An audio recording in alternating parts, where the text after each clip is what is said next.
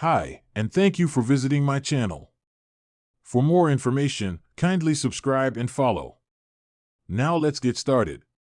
Roman Reigns and Paul Heyman certainly aren't on the same page after what transpired on WWE SmackDown. Recently, a video surfaced where the original Tribal Chief was seen in shock and walking away from the Wiseman. A lot happened on Friday Night SmackDown, as CM Punk finally revealed the favor. On the latest edition of the Blue Brand, the Second City Saint revealed that he wanted Paul Heyman in his corner at WrestleMania 41 when he main events the show against Roman Reigns and Seth Rollins. The segment ended with CM Punk hitting Reigns with a GTS to close the show, as Paul Heyman was seen sobbing. Today, a new video showed the aftermath of Punk's attack. In the video, the original Tribal Chief regained consciousness, and the Wiseman tried to talk to him. However, Reigns and Heyman left the ring separately as the Second City Saint celebrated with the crowd. The original Tribal Chief was furious when he appeared for the segment, and it seems like tensions are building between the client-manager duo heading into WrestleMania 41. Roman Reigns and Paul Heyman have been on opposite sides in WWE before. In 2021, Roman Reigns questioned Paul Heyman's loyalty, and doubts began to creep in when Heyman kept secrets from the Tribal Chief regarding Brock Lesnar's return to the Stamford-based promotion. It got worse between the two in the coming months. At WWE Crown Jewel 2021, Paul Heyman refused to take sides and threw the Universal Championship in the middle of the ring. While Reigns left as champion, the Tribal Chief was unhappy with the Wiseman.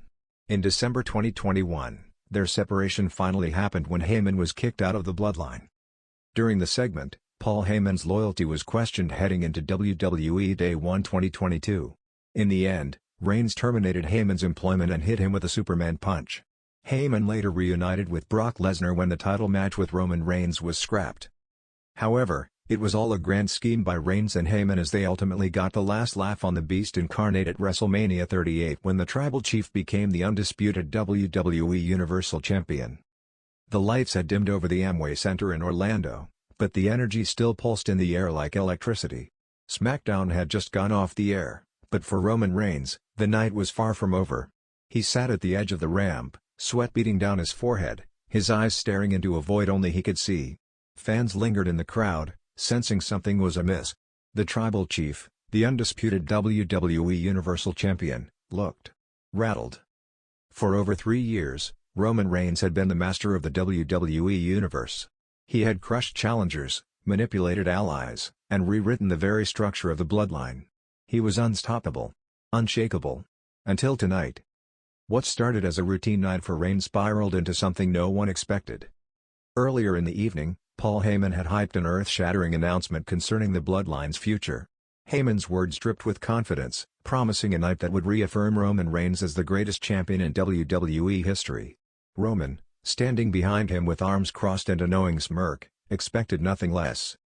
But as the night unfolded, layers of betrayal, secrecy, and shocking reveals peeled away like the crumbling walls of a collapsing empire. The Usos were supposed to have Roman's back tonight, but Jimmy and Jay were nowhere to be found. Solo Sikoa had been unusually quiet all week, and his silence tonight was deafening. Backstage, tension had crackled between Paul Heyman and various members of the locker room, whispers of secret meetings, and even rumors of Heyman orchestrating power plays behind Roman's back. Still, Roman had brushed it off. He was the head of the table. None of it could touch him. Then came the main event. Roman Reigns stood in the center of the ring, flanked by Heyman, expecting a routine acknowledgement ceremony from the locker room. But instead, the Tron flashed to a live feed from backstage, Solo Sikoa, standing over a fallen Jimmy Uso, his expression blank. Moments later, the camera caught Jey Uso, laid out near a production crate, clutching his ribs. Roman's eyes narrowed. His heart thudded heavier with every passing second. "What is this, Paul?" Roman had growled under his breath, turning to his wise man. But Heyman didn't answer. His eyes were wide, his lips pressed together as if holding back words too dangerous to say aloud. Before Roman could demand an answer, Solo Sikoa's music hit. The young Uso walked slowly to the ring, no remorse in his eyes. He stepped between Roman and Heyman, and for the first time, Roman's confidence wavered. The tension was palpable. The crowd, now on their feet, roared with a mix of excitement and disbelief. Solo raised the microphone to his lips, his voice cold as steel. "You taught me to take what's mine, Us. Tonight, I take my seat at the table." Roman's jaw tightened. "You don't know what you're doing." But Solo knew exactly what he was doing. And then came the final blow. Paul Heyman, clutching the microphone in his clammy hands, turned slowly toward Roman. His eyes glistened with something that Roman didn't want to believe: guilt. "I serve the future," Heyman declared, voice quivering but resolute. "Solo Sikoa is the future, my tribal chief." The arena exploded in disbelief. Roman's chest heaved, fury and confusion swirling behind his dark eyes.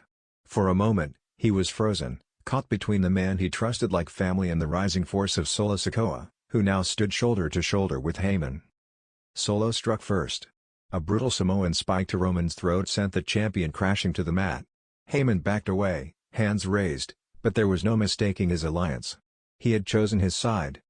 The show went off the air with Roman coughing, gasping for breath, staring up at the lights, not as the invincible tribal chief, but as a man betrayed by the ones he trusted most. Now, in the post-show silence, Roman sat on the stage, stunned. The weight of betrayal pressed down on him like never before. He heard Heyman's cautious footsteps approach from behind. "Roman," Heyman's voice trembled, but it carried an unsettling finality. Roman didn't turn around.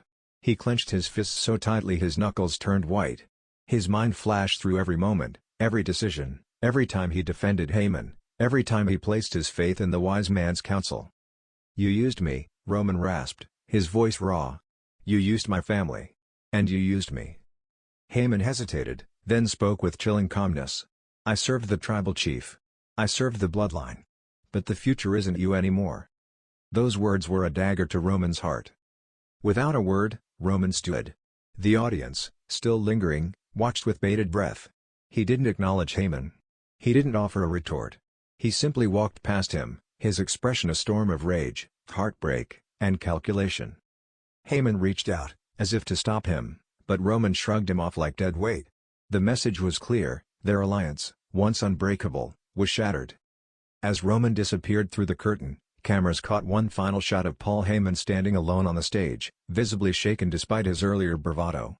Behind him, Solo Sikoa appeared at the top of the ramp, arms crossed, surveying his new empire. The landscape of WWE had changed. Roman Reigns, once the untouchable tribal chief, had been dethroned not by an outside challenger, but by his own blood and the man he once called his wise man. The betrayal was not just personal, it was strategic, calculated, and devastating. But if anyone knew Roman Reigns, they knew this: he wasn't done. No. This wasn't the end of the tribal chief. It was the beginning of his vengeance.